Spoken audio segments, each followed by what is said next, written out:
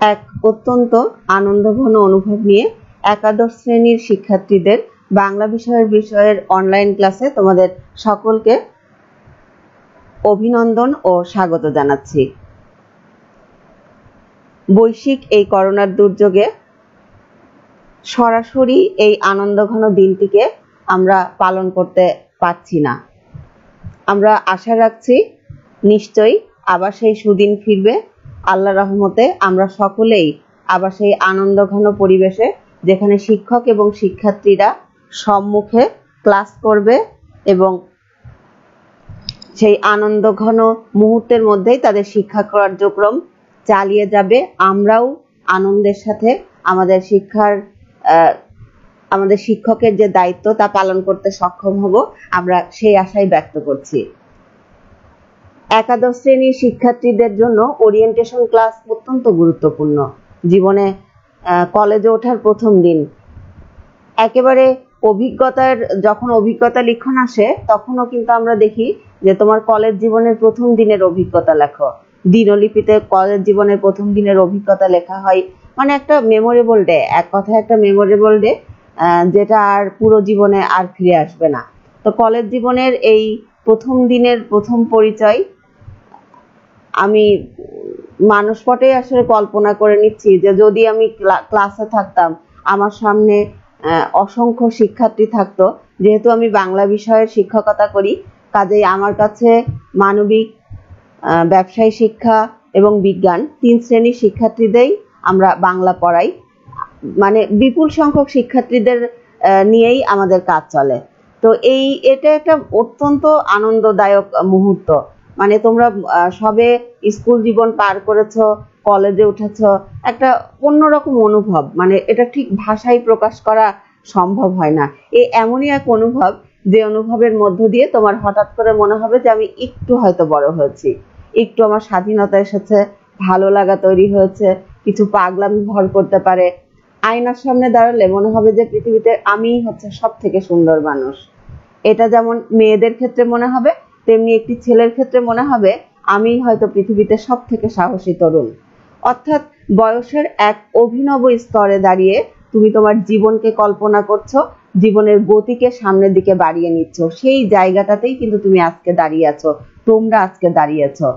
আমি বিশেষভাবে তোমাদের ধন্যবাদ জানাই যারা স্কুল জীবনের গণ্ডি পেরিয়ে কলেজের সিঁড়িতে পা রাখলে। কলেজ জীবন থেকে তোমরা আরো অনেক বড় জায়গায় যাবে, সেই রকম একটা স্বপ্নের দ্বার প্রান্তে তোমরা আমাদের কাছে আসলে। আমাদের যেমন অনেক দায়িত্ব, আমরা চেষ্টা করব তোমাদের সেই স্বপ্নকে সফল করতে। যতটুকু পারা যায় আমরা চেষ্টা করব তোমাদের সেই স্বপ্নকে সফল করে তোমরা যেন একজন সফল মানুষ হতে পারো ভবিষ্যতে। অসংখ্য মুখ আমার চোখে ভাসছে। আমার এই 15 বছরের চাকরি জীবনে এই দিনটি, বিশেষ করে একাদশ শ্রেণীর ওরিয়েন্টেশন ক্লাসের এই দিনটি খুবই ইম্পর্টেন্ট। মানে সবাই আমরা বেশ পরিপাটি হয়ে আসছি, তোমরা সকলেই সাজুগুজু করে আসছো, সকলের হাতে ফুল দেখা যাচ্ছে। প্রত্যেকটা আমরা যখন মাইক্রোফোনে নিয়ে কথা বলছি, তোমরা যখন তোমাদের প্রত্যেকের হাতের ফুলগুলোকে যদি আমি তুলে ধরতে বলি, তাহলে আমার সামনে যা দাঁড়াই তা হচ্ছে পুরোটাই মনে হচ্ছে একটা বাগান, এবং তোমরা প্রত্যেকেই এক একটি করে ফুল। একটা অভিনব কল্পনা, যেটা আমরা বাস্তবে দেখেছি, সেটা এই করোনায় বৈশ্বিক দুর্যোগে হচ্ছে না, তবুও আমরা কল্পনা করে নিচ্ছি সেই অনুভবের। এবং আমরা আশা রাখছি যখন প্রতিষ্ঠানগুলো খুলে যাবে, যখন স্বাস্থ্য ঝুঁকি থাকবে না, তখন সেই অনুভবের কিছুটা পুরনো হলেও আমরা পুষিয়ে নিতে চেষ্টা করব। তোমাদেরকে সেইভাবেই অভিনন্দন জানাতেই কিন্তু আমাদের এই আজকের আয়োজন। যশোর সরকারি সিটি কলেজের বাংলা বিভাগের পক্ষ থেকে আমি প্রথম ক্লাস নিচ্ছি। বাংলা বিভাগের পক্ষ থেকে তোমাদেরকে আরো একবার অভিনন্দন এবং স্বাগত জানাচ্ছি। এবং পরিচিতি পর্বে যশোর সরকারি সিটি কলেজের বাংলা বিভাগের যে পরিচিতি, সেখানে তোমার হচ্ছে বাংলা বিভাগে আমরা বর্তমানে 7 জন শিক্ষক কর্মরত আছি। আমরা তোমার বিভাগীয় প্রধান হিসাবে আমাদের সাথে আছেন জনাব বিকাশ চন্দ্র রায়, সহযোগী অধ্যাপক। সহকারী অধ্যাপক হিসাবে আমরা 4 জন আছি, জনাব মোহাম্মদ এনায়েতুজ্জামান, জনাব জাকির হোসেন, আমি সোনিয়া রহমান এবং জনাব শিল্পী রানী দে। প্রভাষক হিসাবে আমাদের সাথে আমাদের 2 জন সুপ্রিয় সহকর্মী, জনাব নাজমুস সাকিব এবং জনাব সৌমেন গায়েন। বাংলা বিভাগে আমাদের সাথে আরো আরো তোমাদের সহযোগিতা করবে আমাদের তুষার আছে, আমাদের কামরুল আছে। তোমরা যখন বাংলা বিভাগে আসবে আস্তে আস্তে তোমরা সকলেই পরিচিত হতে পারবে। আজকের অনলাইন ক্লাসে তোমাদের সাথে আছি আমি সোনিয়া রহমান, সহকারী অধ্যাপক বাংলা, যশোর সরকারি সিটি কলেজ যশোর।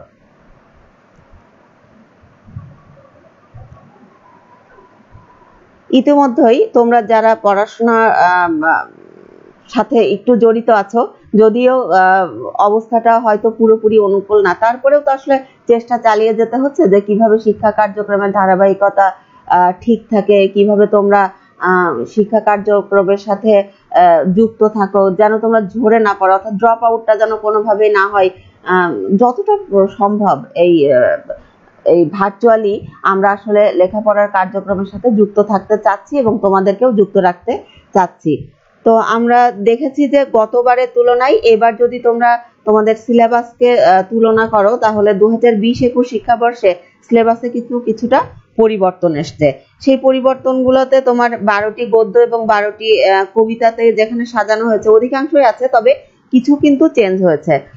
যেমন তোমার বিড়াল যেখানে ছিল বঙ্কিমচন্দ্র চট্টোপাধ্যায়ের, সেখানে কিন্তু তোমার এখন আসছে হচ্ছে বাংলার নব্য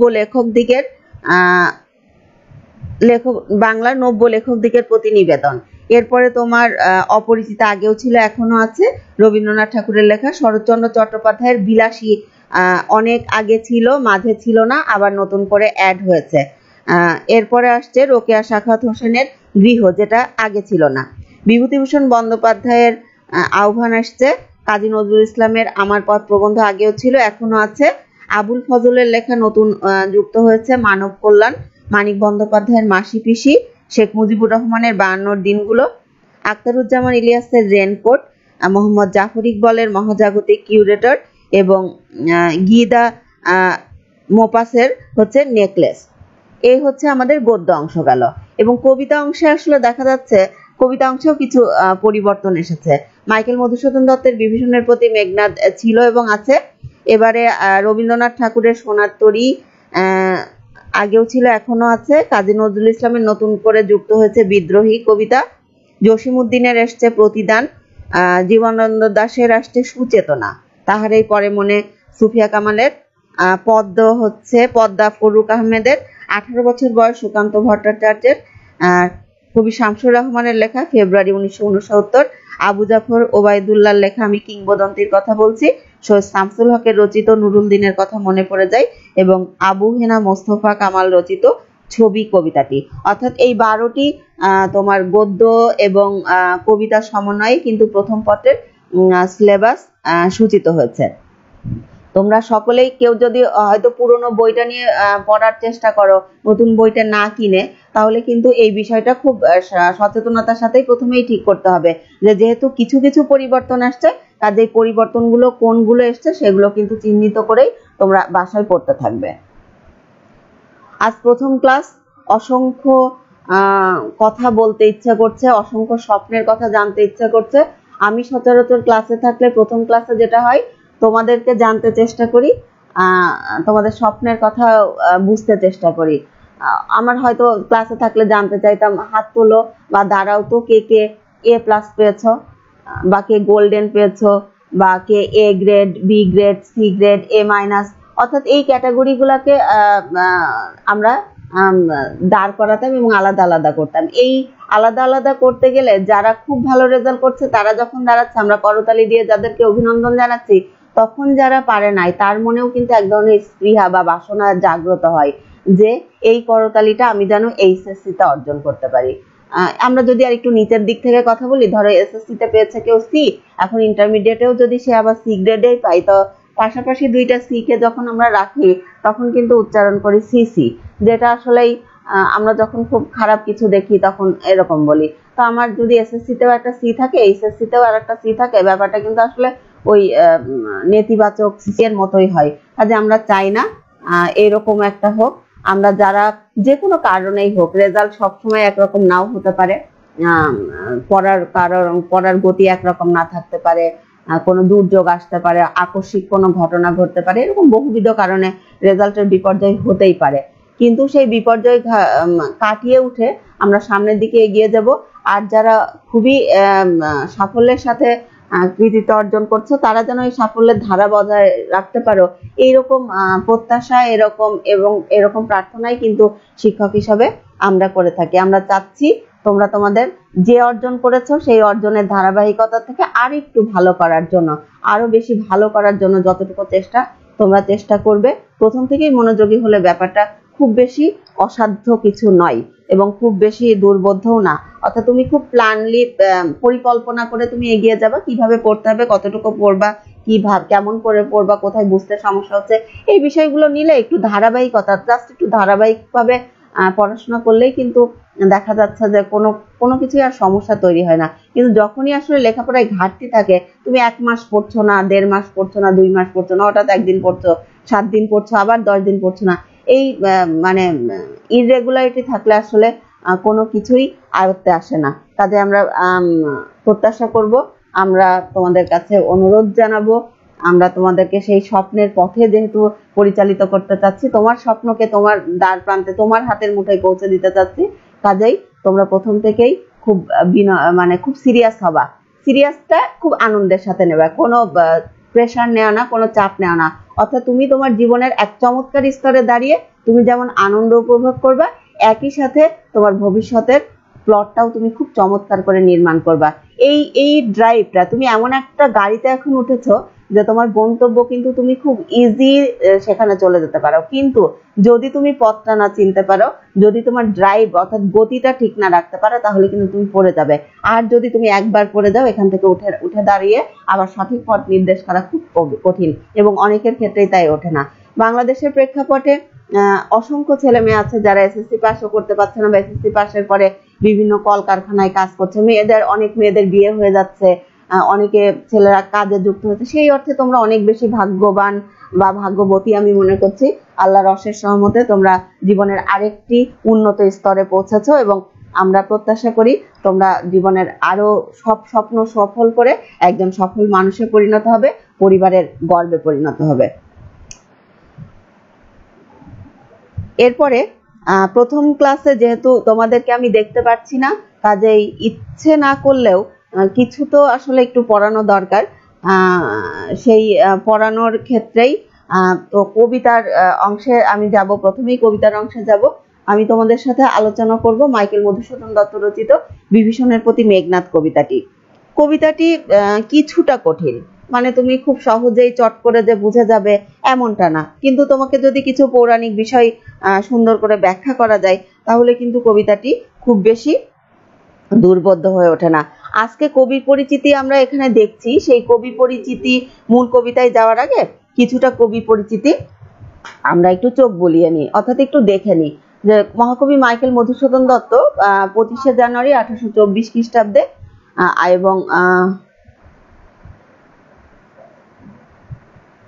1824 খ্রিস্টাব্দের 25শে জানুয়ারি ঊনবিংশ শতাব্দীর অন্যতম শ্রেষ্ঠ বাঙালি কবি এবং নাট্যকার এবং প্রহসন রচয়িতা।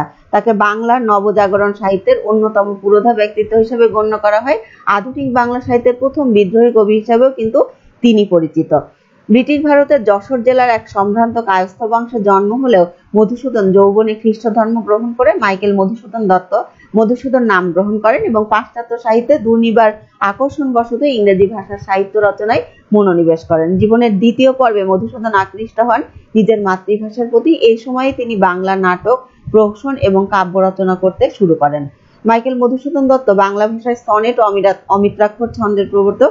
তার সর্বশ্রেষ্ঠ কীর্তি অমিত্রাক্ষর ছন্দে রামায়ণের উপাখ্যান অবলম্বনে রচিত মেঘনাদ বধ নামক মহাকাব্য।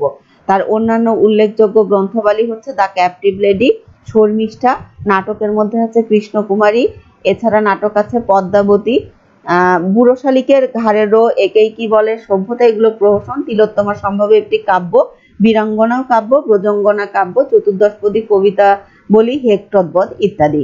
মাইকেলের ব্যক্তিগত জীবন ছিল খুবই নাটকীয় এবং বেদনা ঘনও বটে।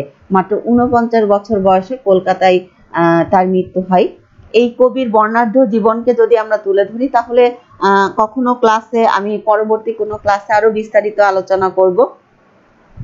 এবং কতটা মেধাবী ছিলেন মাইকেল মধুসূদন দত্ত, তার শিক্ষা জীবন, তার কর্মজীবনের প্রতিটা স্তর যদি আমরা খুব সুনিপুণভাবে ব্যাখ্যা করি, তাহলে খুব অতি সহজেই কিন্তু আমরা বুঝতে পারবো কতটা মেধার কতটা শীর্ষে তিনি ছিলেন, কতটা মেধাবী তিনি ছিলেন।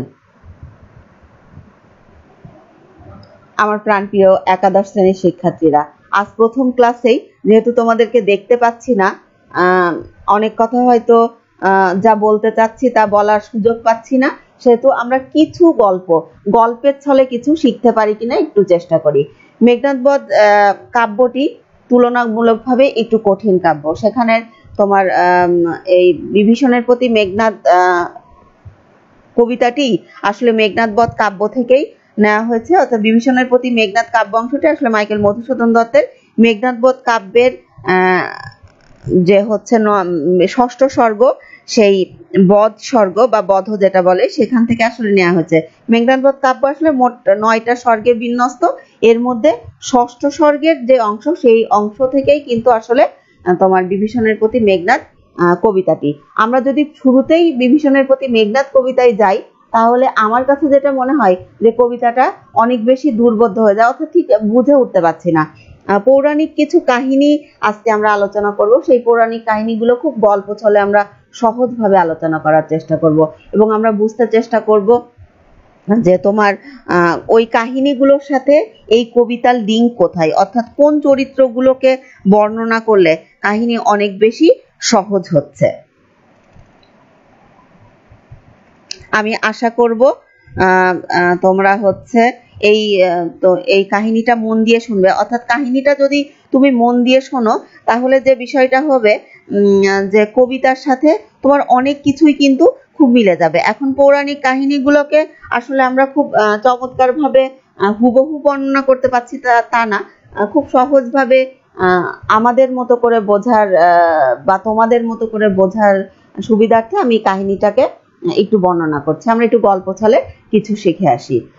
যেমন আমরা রাজা দশরথের কথা তোমরা অনেকেই শুনেছো। রাজা দশরথের 3 জন স্ত্রী ছিলেন। প্রথম স্ত্রী হচ্ছে কৌশল্যা, যার গর্ভে জন্মগ্রহণ করে রাম। দ্বিতীয় স্ত্রী কৈকেয়ী, যার একমাত্র সন্তান ভরত, এবং সুমিত্রার গর্ভজাত সন্তান 2 জন, লক্ষ্মণ এবং শত্রুঘ্ন। এই রাজা দশরথের যে কাহিনী, এই কাহিনীর তার সাথে কিন্তু অন্যান্য কাহিনীগুলো খুব লিঙ্ক করা, অর্থাৎ প্রতিটা কাহিনী একটির সাথে আরেকটা সম্পৃক্ত আছে, যেটা একসময় যে তোমার মূল কাব্যে দাঁড়াবে। তো রাজা দশরথের 3 স্ত্রী তার সেবা যত্ন করতেন। তারপরেও আমরা পৌরাণিক কাহিনীতে জেনেছি যে শম্ভুরের অসুরের সঙ্গে যুদ্ধে রাজা দশরথ এক সময় ক্ষতবিক্ষত হয়ে অবচেতন হয়ে পড়েন, একেবারেই তোমার অচেতন হয়ে পড়েন, এবং ওই রণস্থল থেকেই এই রাজা দশরথের যে মেজরানী কৈকেয়ী, তিনি তাকে নিয়ে এসে সেবা যত্ন করে তার প্রাণ রক্ষা করেন।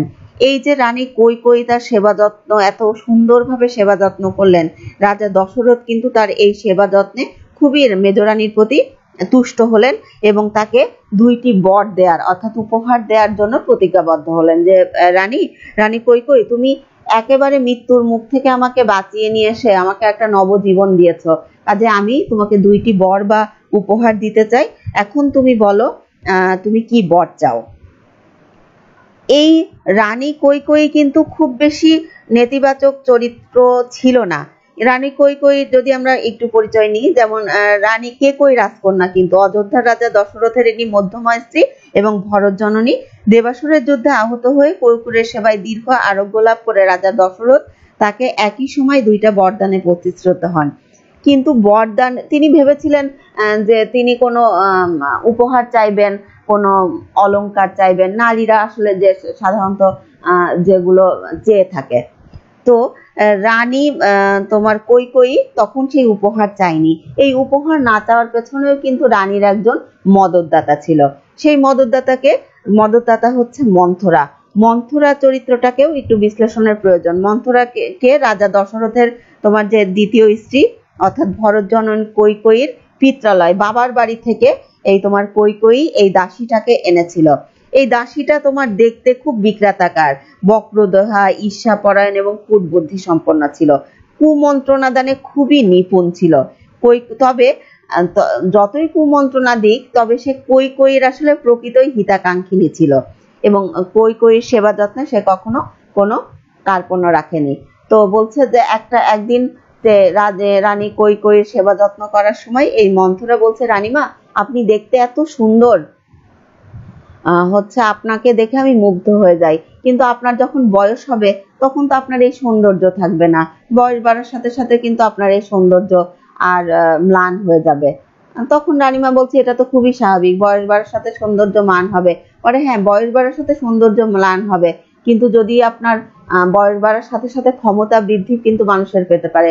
শারীরিক সৌন্দর্য নষ্ট হলেও মানুষ তার বুদ্ধিমত্তা এবং যোগ্যতা দিয়ে কিন্তু ক্ষমতা বাড়াতে পারে, এবং যদি আপনার বয়স বাড়ার সাথে সাথে ক্ষমতা বাড়ে তখন এই সৌন্দর্য হানি কিন্তু কোনো মুখ্য বিষয় দাঁড়াবে না, তারপরেও কিন্তু আপনি স্বমহিমায় নিজের একটি জায়গা ধরে রাখতে পারবেন।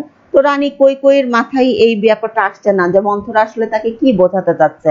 মন্থরা আসলে তাকে বোঝাতে চাচ্ছে যে আপনি রাজাবাবু আপনাকে যথেষ্ট ভালোবাসে, রাজা দশরথ আপনাকে খুবই ভালোবাসে, কিন্তু আপনি কিন্তু রাজা দশরথের দ্বিতীয় স্ত্রী, এবং একটা সময় রাজা দশরথের অবর্তমানে এই রাজ্যের রাজা হবে কৌশল্যার সন্তান অর্থাৎ রাম, এবং কৌশল্যা যদি রাম যদি রাজা দশরথের স্থলাভিষিক্ত হয় তাহলে কৌশল্যা কিন্তু হবে রাজজননী। তা আপনি কি কখনো রাজজননী হওয়ার সৌভাগ্য অর্জন করবেন? কারণ আপনি তো পারবেন না। কেন পারবেন না? কারণ আপনি রাজা দশরথের দ্বিতীয় স্ত্রী, আপনার পক্ষে এটা সম্ভব না। আপনি যদি প্রথম স্ত্রী হতেন তাহলে এটা সম্ভব ছিল। তখন কৈকেয়ী কিন্তু বিষয়টা ভাবলো এবং ভেবে মন খারাপ করে বলল, কি আর করা, যেহেতু আমি প্রথম স্ত্রী না, কাজেই এই সৌভাগ্য আমার কপালে নেই। তো রানী তখন মন্থরা দাসী তাকে বোঝাতে লাগলো যে না, আপনি যদি বুদ্ধিমত্তা প্রয়োগ করতে পারেন, আপনি যদি সুচারুরূপে চিন্তা করতে পারেন, রাজা দশরথকে যদি বোঝাতে পারেন, তাহলে কিন্তু তা সম্ভব। তো খুবই অবাক হয়ে রানী কৈকেয়ী এই মন্থরার বক্তব্যগুলো শুনছিল, যেটা কিভাবে সম্ভব। বললো, এই যে আপনি রাজা দশরথের সেবা যত্ন করলেন এবং রাজা দশরথ আপনাকে দুটো উপহার দিতে বা বর দিতে চেয়েছিল, এই বর দুটো কি আপনি চেয়েছেন, নিয়েছেন? তো বললো যে না, আমি নিইনি, আমি বলেছি আমি পরে জানাবো আমার কি পছন্দ। বলে হ্যাঁ, এই বর দুইটি আপনি তার কাছ থেকে এখন নিবেন না, কিন্তু আপনি তাকে প্রতিজ্ঞাবদ্ধ করে রাখেন যে আপনি যে বর চাইবেন সেই বরই কিন্তু তাকে দিতে হবে। তো বললো যে হ্যাঁ, এটা তো অবশ্যই, মানে উনি বললে রাজাবাবু শুনবে। রানী কৈকেয়ী আসলে অতটা কুবুদ্ধি সম্পন্ন নারী না, কিন্তু মন্থরা দাসীর প্ররোচনায় পড়ে তার কিন্তু এই মতিভ্রম ঘটে। এরপরে কি করলো? এরপরে রানী তোমার রাজা দশরথের কাছে যে বলল যে রাজাবাবু, আপনি তো আমাকে দুটো উপহার দিতে চেয়েছিলেন, আমি সেই উপহার দুটো এখন পেতে চাই। রাজা দশরথ খুবই খুশি হলো যে রানী তুমি কি চাও বলো, তুমি যা চাও আমি তাই দেব। তখন বলল, আমি চাই আপনার প্রথম সন্তান রাম 14 বছরের জন্য আপনি তাকে বনবাসে পাঠাবেন। তখন বলল, তোমার এমন আবদার, এমন চাওয়া কেন, এমন বরের কারণ জানতে পারি? বলে না, আমি কারণ পরে বলবো।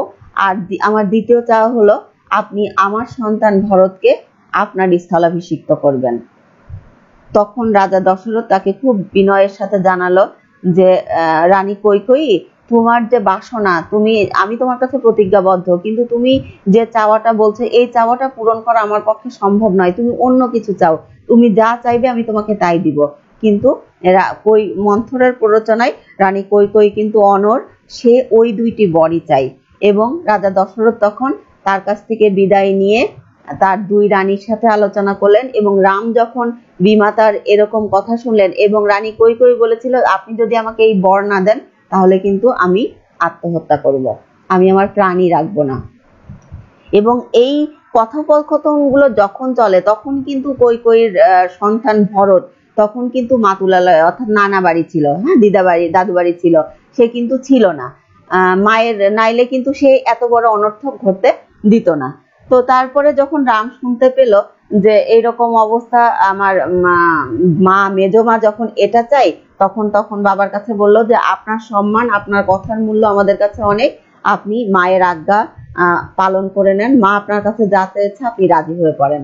তখন কি হলো, তোমার হচ্ছে রাজা দশরথ বলল তোমার রামকে বনবাসে পাঠালো, এবং সীতা তো কখনোই রামকে ছাড়া, আমরা এই যে ছবির মাঝখানে যে ছবিটা দেখছি স্লাইডে, এটা কিন্তু রাম সীতা মানে একটা চমৎকার জুটি। হ্যাঁ, যারা একেবারে, আমরা যখন সতীসাধ্বী নারীর তুলনা করি, যে কোনো সময় সীতার তুলনা করি, পতিব্রতা প্রধান নারীর কথা তুলনা করলেই সীতার নাম মনে আসে। এমনই নারী চরিত্র, এমনই যুগলবন্দী রাম সীতা। তো সীতা আসলে তো স্বামীকে ওইভাবে বনবাসে ছাড়বে না, এবং লক্ষণ দেখলো বনবাসের এই কঠিন জীবনে আমার দাদা বৌদিকে রেখে আমি একা এখানে সুখ ভোগ করতে পারবো না, আমি আমার দাদা বৌদির সাথেও আমি সেই বনবাসে চলে যাব।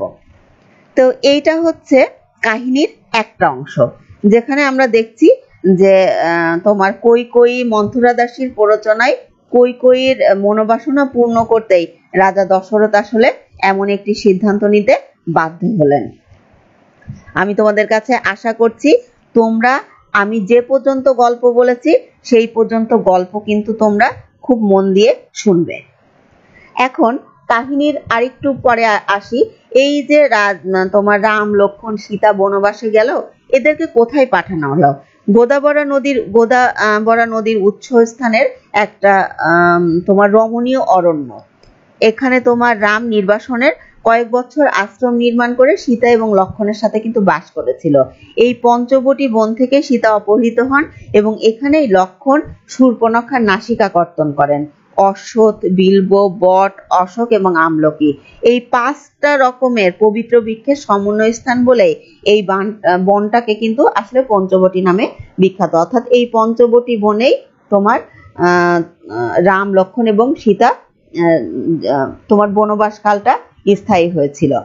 তাহলে এই গল্পের এই অংশ পর্যন্ত পৌরাণিক গল্পে আমরা আসলে আমাদের মতো করে নিচ্ছি, হুবহু কিন্তু আসলে সব মিলবে না, সহজ করে নেওয়ার মতো বোঝার কারণে আমরা আমাদের মতো করে গল্পটাকে এই বর্ণনা করার চেষ্টা করছি। তো পৌরাণিক কাহিনীর এই অংশ আমরা এখানেই থেমে যাব। এরপরে আমরা চলে যাব রাক্ষসরাজ রাবণের অংশে। রাক্ষসরাজ রাবণের অংশে আমরা কি দেখছি? প্রথমে স্লাইডে দেখো 3টা ছবি, 3 ভাইয়ের ছবি। প্রথম ছবি তোমার রাবণ, দ্বিতীয় ছবি তোমার তৃতীয় ছবি তোমার কুম্ভকর্ণ মেজো ভাই, এবং মাঝের ছবিটা হচ্ছে বিভীষণ। অর্থাৎ 3 ভাইয়ের ছবি আমরা দেখছি। এখন আমরা একটু জেনে যাব যে রাক্ষস রাজের এই 3 ভাই, এবং এনাদের কিন্তু আরো একজন বোন ছিল শূর্পণখা, যে শূর্পণখার কারণেই কিন্তু আসলে সীতা অপহরণ হয়, রাম রাবণের যুদ্ধ হয়, লঙ্কার এই পরাজয়, মেঘনাদের মৃত্যু, এত অসংখ্য মৃত্যু, মানে পুরো কাহিনীটার সাথে শূর্পণখার একটা বড় সংযোগ কিন্তু আমরা লক্ষ্য করি পৌরাণিক কাহিনীতে। তো সুমালী রাক্ষসের কন্যা এবং মহর্ষি বিশ্রবার স্ত্রীকে নিকোষা। নিকোষা হচ্ছে রাবণের মা। এই নিকোষার গর্ভে রাবণ, কুম্ভকর্ণ, বিভীষণ এবং শূর্পণখা জন্মগ্রহণ করেন। অর্থাৎ ওনার 4টা সন্তান, 3 পুত্র এবং 1 কন্যা। এখন এই শূর্পণখা নিয়ে এবার আমরা একটু আলোচনা করি। 3 পুত্র তো আছেই, শূর্পণখা নিয়ে আমরা একটু আলোচনা করলে দেখবা যে মুনি বিশ্রবার ঔরাসে এবং কৈকসীর গর্ভে জন্ম হয়। অর্থাৎ তোমার কৈকসী মানে নিকোষার আরেকটা নাম হচ্ছে কৈকসী, রাবণের মায়ের নাম বলছি। রাবণ এবং কুম্ভকর্ণ অগ্রজ এবং বিভীষণ হচ্ছে অনুজ। অর্থাৎ বড় 2 ভাই হচ্ছে রাবণ এবং কুম্ভকর্ণ, এবং ছোট ভাই হচ্ছে তোমার বিভীষণ। কালকেয় বংশীয় রাক্ষসরাজ বিদ্যুৎ হচ্ছে এর কিন্তু স্বামী। তো রাবণের দিগ্বিজয় অভিযানকালে কালকেয়দের সঙ্গে যুদ্ধের সময় ভুল ক্রমে এই বিদ্যুৎ জিহ্বা নিহত হয়। অর্থাৎ নিজেদের ভুলের কারণে নিজের ভগ্নিপতিকে রাবণদের হাতে নিহত হতে হয়েছিল, রাবণদের যুদ্ধে নিহত হতে হয়েছিল। এই অনুতপ্ত বিধবা বোনের এই অনুতপ্ত বোধ বিধবা বোনের দিকে তাকিয়ে রাবণ, বিশেষত রাবণ খুব বেশি কষ্ট পেতেন এবং সে সারাক্ষণ চাইতেন যে আমার বোন কিভাবে হাসি খুশি থাকবে, কিভাবে ভালো থাকবে। একটা অপরাধ বোধে তিনি ভুগতেন এবং তিনি কি করলেন, তোমার এই বিধবা ভগ্নীকে দণ্ড কারণে ইচ্ছা মতো যেখানে ইচ্ছা সেখানে তুমি ঘুরে বেড়াও, তোমার যা করতে ভালো লাগে তুমি তাই করে বেড়াও। এবং খড় এবং দূষণ নামে দুজন সেনাপতিকে নিযুক্ত করলেন যে তোমরা এই খড় এবং দূষণ তোমাদেরকে আমি নিযুক্ত করলাম, তোমরা কি করবে, আমার বোন শূর্পণখা যেখানে যেতে চাই তোমরা তাদেরকে তাকে সেখানেই নিয়ে যাবা। তো ঘুরতে ঘুরতে ঘুরতে ঘুরতে এই শূর্পণখা কোথায় চলে আসলো, পঞ্চবটী বনে, ওই সে গোদাবরী নদীর তীরে পঞ্চবটী বনে চলে আসলো। এখানে ঘুরতে ঘুরতে এসে দেখলো যে একটা অপূর্ব সুন্দর সুদর্শন একটা মানুষ। যেহেতু এরা রাক্ষসী কন্যা, এদের আসলে মানে চেহারার যে সৌন্দর্য সেই রকম না, মানে খুবই চেহারার যে বর্ণনা, মানুষের যে সৌন্দর্য, এই সৌন্দর্য কিন্তু আসলে তাদের চেহারায় পাওয়া যায় না, বিকট আকৃতির, স্বাভাবিক আকৃতির না। তো এই রাক্ষসী কন্যা যখন তোমার রামকে দেখলো, দেখে মানে মুগ্ধ হয়ে গেল, মানে পৃথিবীতে জীবনে সে এমন সুন্দর সুপুরুষ কোথাও দেখেনি এবং তার মনে ইচ্ছা বা বাসনা জাগ্রত হলো, ইস ইনি যদি আমার ভালোবাসার মানুষ হতেন, ইনি যদি আমার স্বামী হতেন। এই মনোবাসনা থেকে সে রামের কাছে যায় এবং রামকে তার মনোবাসনা ব্যক্ত করে। তখন রাম তাকে জানায় যে আমি বিবাহিত, আমার স্ত্রী আছে সীতা, এটা আমার পক্ষে কোনোভাবে সম্ভব না। বেশ বিনয়ের সাথে কিন্তু রাম তার পছন্দটাকে প্রত্যাখ্যান করে এবং শূর্পণখা লক্ষ্য করে পাশেই একটা ছোট্ট কুটিরে অপরূপ সুন্দরী এক মহিলা কাজ করছেন এবং শূর্পণখার বুঝতে আসলে ওর মানে অসুবিধা হলো না, এই অপরূপ সুন্দরীটিই হচ্ছে সীতা এবং তিনি রামের স্ত্রী। তো এরপরে দেখতে দেখতেই দেখলো পাশ দিয়ে জঙ্গলে আর একটা ছেলে আসছে, যে ছেলেটা রামের মতোই সুদর্শন বা কোনো কোনো অংশে রামের থেকে খুব বেশি সুদর্শন। এই ছেলেটি কিন্তু পৌরাণিক একটি গুরুত্বপূর্ণ চরিত্র, সেটি হচ্ছে লক্ষণ। তো দেখছো যে লক্ষণের আশেপাশে আর কেউ নাই, তখন বুঝলো যে লক্ষণ হয়তো বা সিঙ্গেল।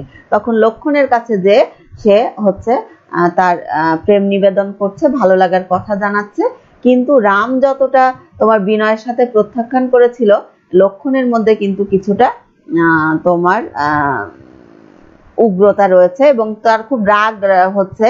এই জন্য রাগ হচ্ছে কারণ এই শূর্পণখা রাক্ষসীটি আসলে তার রাম এবং সীতাকেও তোমার আঘাত করতে কিছু ছুঁড়ে মারছে, আঘাত করার চেষ্টা করছে এবং শূর্পণখার এই বিভৎস আচরণে তোমার রাম রিয়াক্ট না করলেও লক্ষণ কিন্তু কি করে, তার হাতে যে অস্ত্রটা ছিল সেই তীরটা ছুঁড়ে মারে এবং শূর্পণখার কিন্তু তোমার নাক কাটা যায়, কান এবং নাক কাটা যায়। তাহলে এই যে ভালো লাগাটাকে প্রত্যাখ্যান হলো, অপমানিত হলো, নাক কান কাটা গেল, তখন কি করলো তোমার খড় এবং দূষণকে শূর্পণখা বলল যে আমার সামনেই তুমি এই তিনজনার মস্তক আমার পায়ের কাছে রেখে দাও। তখন লক্ষণের সাথে খড় এবং দূষণ যে রাক্ষস সেনাপতির যুদ্ধ হলো, তখন দেখা গেল খড় এবং দূষণই কিন্তু আসলে মারা গেল লক্ষণের হাতে। তখন শূর্পণখা বুঝতে পারলো যে এরা সাধারণ মানুষ নয়, আমি যেমনটা ভাবছিলাম এরা সাধারণ মানুষ নয়। তো তখন ওই পরিস্থিতিতে ওখান থেকে শূর্পণখা চলে আসে, লঙ্কায় ফিরে আসে এবং দাদা রাবণের কাছে কেঁদে কেটে সমস্ত বিষয় ব্যাখ্যা করে এবং এমন ভাবে উপস্থাপন করে যে রাজা রাবণ যেন এই অপমানের প্রতিশোধ নেয় এবং এই অপমানের প্রতিশোধ যদি রাজা রাবণ না নেয় তাহলে কিন্তু সে এই জীবন রাখবে না, সে আর প্রাণে বাঁচবে না, এই মুখ কোথাও দেখাবে না, পৃথিবীর কোনো আনন্দ থেকেই নিজেকে, সব রকম আনন্দ থেকে নিজেকে বঞ্চিত করবে। অর্থাৎ বনের প্ররোচনায় পড়ে রাজা রাবণ কিন্তু সীতা হরণের জন্য আমরা দেখি সেই পঞ্চবটী বনে চলে আসে। এবং তোমরা যারা বিভিন্ন কার্টুনেও দেখেছো, কার্টুনেও কিন্তু এই কাহিনীগুলো আসে। সেখানে দেখা যাচ্ছে যে তোমার রাবণ ভিক্ষুকের বেশ ধরে সীতার কাছে এসে কিছু খাবার চাচ্ছে এবং লক্ষণ এবং রাম কিন্তু বলে গেছিল, একটা বাউন্ডারি দিয়ে গেছিল সীতাকে যে কখনো তুমি এই দাগের বাইরে যাবে না, যদি তুমি এই দাগের বাইরে যাও তাহলে কিন্তু তোমার বিপদ হতে পারে। তো ওই যে বৃদ্ধ ফকিরটা আসছে, এসে সে হচ্ছে বলছে ভিখারি সেজে যে আমাকে খাবার দাও, তখন কিন্তু সীতার খুব অল্প সংখ্যক খাবার আছে, ওই খাবারটুকুই কিন্তু সীতা তাকে দিয়েছে এবং দূর থেকে ঠেলে দিয়েছে। তখন এই তোমার ক্ষুধার্ত যে ভিক্ষুক আছে, ভিখারি আছে, সে বলছে যে তুমি আমাকে এতটা অপমানের সাথে খাবার দিলে, আমি এই খাবার গ্রহণ করব না, তুমি আমাকে হাতে করে দাও। তখন কিন্তু আসলে সীতা বুঝতে পারেনি রাবণের কুটচাল, এবং তখন কিন্তু ওই দাগ পেরিয়েই যখন খাবারটা দিতে আসে, এবং ওই মুহূর্তেই রাবণ কিন্তু সমূর্তি ধারণ করে এবং সীতাকে অপহরণ করে নিয়ে চলে যায়। সীতাকে যখন হরণ করে নিয়ে চলে যায়, তখন কিন্তু সীতা বুঝতে পারে কত বড় বিপদের মধ্যে পড়ছে, এবং সমগ্র পথে যাওয়ার সময় সে তার একটা একটা করে অর্নামেন্টস কিন্তু খুলতে খুলতে যায়। কোথাও গলার হার, কানের দুল, তারপরে নূপুর, হ্যাঁ, চুড়ি, এরকম করতে করতে পথটা চিনিয়ে যায়। এই যে সীতাকে অপহরণ করে লঙ্কায় নিয়ে গেল, তারপরে যে প্রলয় কাণ্ড, সেই কাণ্ডটাই কিন্তু আসলে সেই কাণ্ডের বর্ণনাটাই কিন্তু আসলে বিভীষণের প্রতি মেঘনাই কবিতায় উঠে আসছে, যে কারণে পৌরাণিক এই গল্পটুকু জানা খুব বেশি জরুরি ছিল।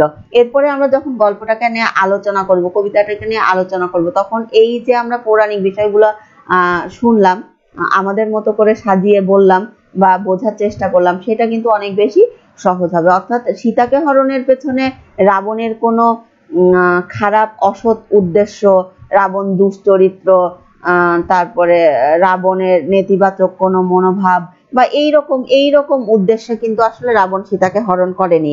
রাবণ হরণ করেছে সীতাকে শুধুমাত্রই বোনের অপমানের প্রতিশোধ নেওয়াতে এবং বোনেরই প্ররোচনায়, এবং বোনের প্ররোচনায় সীতাকে অপহরণের পর যে মহাপ্রলয় কাণ্ড ঘটে, যেখানে অজস্র প্রাণ যায়, যে যে অবস্থাটা সৃষ্টি হয়, তা মূলতই এই সীতাহরণের কারণেই হয়েছে। এবং সীতাহরণের কেন কারণে হয়েছে সেটাও কিন্তু আমরা ব্যাখ্যা করার চেষ্টা করলাম। আগামী ক্লাসে যখন তোমাদের সাথে আমি মূল কবিতাতে যাব, তখন এই পৌরাণিক ক্লাসটার ধারাবাহিকতাই কিন্তু আমরা আমাদের কবিতাতে যাব, এবং কবিতা যখন বর্ণনা করতে শুরু করব, তখন কিন্তু তুমি বুঝতে পারবে যে এই পৌরাণিক কাহিনীটার প্রয়োজনীয়তাটা ছিল কিনা। আমি আশা করছি এতক্ষণ আমার সাথে আমার শিক্ষার্থীরা ছিল। বাংলাদেশের অজস্র শিক্ষার্থীরা অনলাইনেই ক্লাস করছো, ওরিয়েন্টেশনের এই পর্বটা অনলাইনেই তোমরা সমাপ্ত করছো। তোমরা ধৈর্য হারা হয়েও না, আশা রাখো খুব অচিরেই হয়তো মহান সৃষ্টিকর্তা এই অবস্থা থেকে আমাদেরকে মুক্তি দিবেন, আমরা আবার সেই স্বাভাবিক পরিবেশে ফিরে আসব। শিক্ষক শিক্ষার্থীদের সমন্বয়ে শিক্ষা প্রতিষ্ঠান আবারও হবে মুখর।